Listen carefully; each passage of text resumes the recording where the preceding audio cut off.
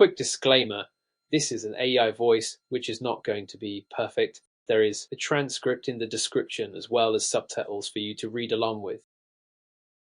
A fatal offence is a crime that causes the death of a person. There are 3 fatal offences that can be committed against an individual, including murder, voluntary manslaughter, and involuntary manslaughter. Murder is the unlawful killing of a reasonable creature under the King's peace with malice aforethought.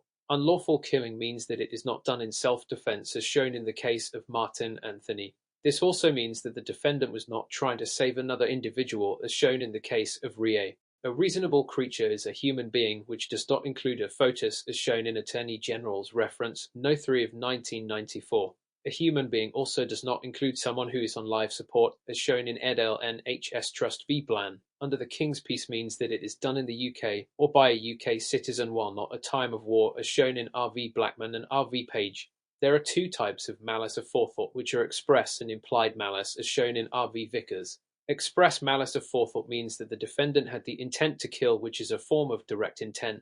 Direct intent is where the outcome was the defendant's main aim, purpose, and desire, as shown in R.V. Mohan. Implied malice aforethought means that the defendant had the intent to cause GBH, which is a form of indirect intent. Indirect or oblique intent is where the defendant saw the possible consequences as virtually certain, but ignored the risk and continued with their actions anyway, as shown in R.V. Woolen. In order to be guilty of murder, the defendant must have both factual and legal causation. Factual causation uses the Buffer test, which proves whether the outcome would have occurred without the defendant's actions, as shown in R.V. White. Legal causation requires the defendant's actions to have a more than slight and trifling link with the outcome, and for the defendant's actions to be a more than a minimal causation of the outcome, as shown in R.V. Hughes.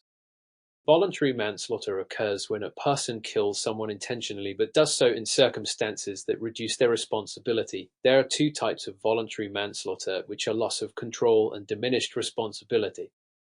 Loss of control was established in Section 54 of the Coroners and Justice Act of 2009. Loss of control means that someone has lost control of their actions due to a certain trigger, which does not include revenge, as shown in R.V. Jewell. There are 2 qualifying triggers for loss of self-control, which are fear and anger, as shown in R.V. Ward and R.V. Lodge. There are 3 restrictions to the defense of loss of control, all of which are shown in R.V. Dawes. The first restriction is that the fear of violence is ignored if it is caused by something that the defendant did with the purpose of providing an excuse to use violence. The second restriction is that the sense of being wronged is ignored if it is caused by something that the defendant did with the purpose of providing an excuse to use violence. The third restriction is that the fact that the defendant's actions were caused by sexual infidelity of a partner, unless there are other factors involved. The defendant's guilt is decided based on an objective test, which asks whether the person of the same age and sex with the same degree of tolerance and self-control would react similarly to how the defendant acted.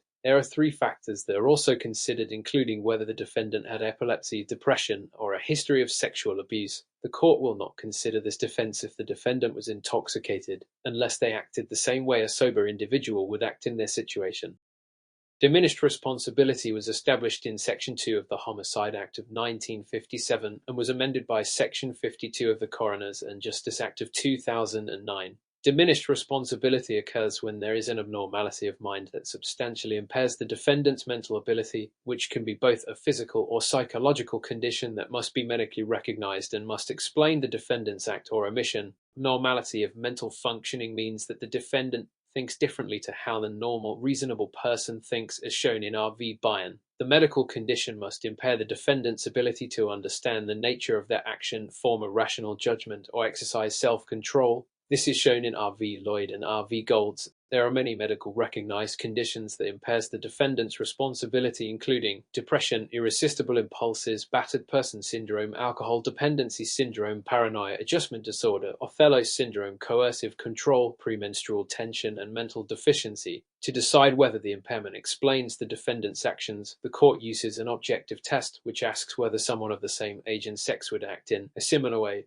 The defense becomes more complicated if the defendant was intoxicated at the time of the killing and they were intoxicated and have a pre-existing abnormality, or were intoxicated due to an addiction. Although the courts cannot take intoxication into account when deciding the defendant's guilt, the defense of diminished responsibility can still succeed if the main reason for their behavior is their medical condition, as shown in R.V. Gittins. Involuntary manslaughter occurs when a person unintentionally causes someone's death due to reckless or negligent behavior without the intent to kill. There are two types of involuntary manslaughter, including constructive manslaughter and gross negligence manslaughter.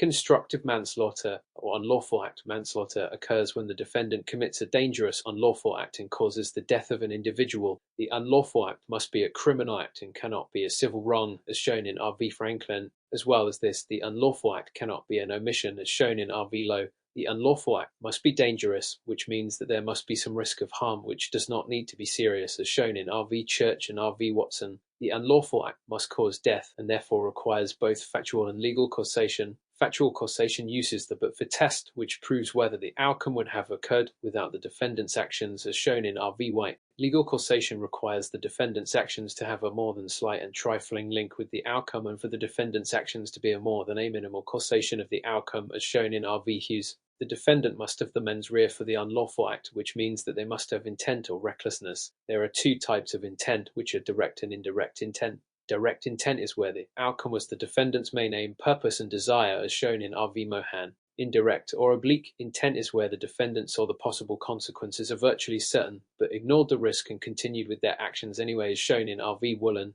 The defendant may have been reckless in their actions, which is when an individual acts in a way that makes it more likely the harm will occur, as shown in R.V. Cunningham.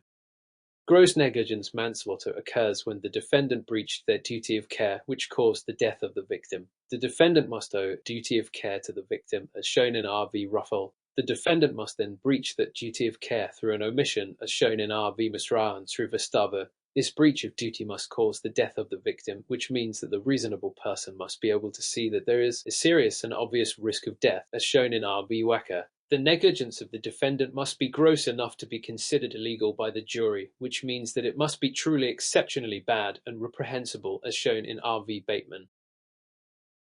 Thank you for watching this video on fatal offences against the person. I'll see you in the next lesson.